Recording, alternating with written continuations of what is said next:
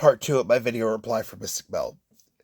Video name, conflict ends when this message arrives. Alright. So, the point that I'm making on this very situation, alright? When I said that I was working, when I said that I was doing research, I wasn't kidding.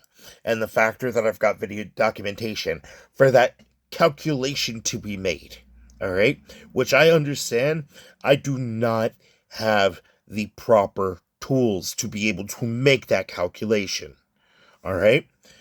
But I do have basically the blueprint. Now, my role in history is to hand that blueprint over to the people who do have the tools to make that calculation and say, hey, I got video documentation. I can recreate those results. I've got video documentation to prove that I could recreate those results. How can we go ahead and utilize psionic energy into an actual form of energy, and with that rate of acceleration, go ahead and change mobility? With changing mobility, ultimately that ends up going ahead and reducing carbon emissions, that ends up going ahead and changing industrialization as a whole, and manufacturing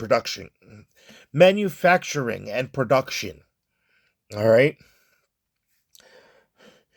Ultimately, ends up going ahead and taking a major load off of the amount of erosion that there's been climately. Alright? So we are talking the dawn of a new age. Alright? For me, I don't understand why people are like, pride and ego. No, I'm trying to be the motherfucker that says, I found the ball, I'm trying to pass it off. I recognize my own limitations. And ultimately, people need to understand, attempting to gatekeep or block said limitations, if I was able to crack that calculation, ultimately the only harm that's being done is towards humanity as a whole, as well as for anybody in the United States as a whole. Because guess what? If somebody from the United States was able to do that with a fucking incense and a lighter, then there might be somebody else from a different country with an incense and a lighter being able to recreate my fucking results. Alright? Congratulations. The race to innovation begins. Shotgun, boom.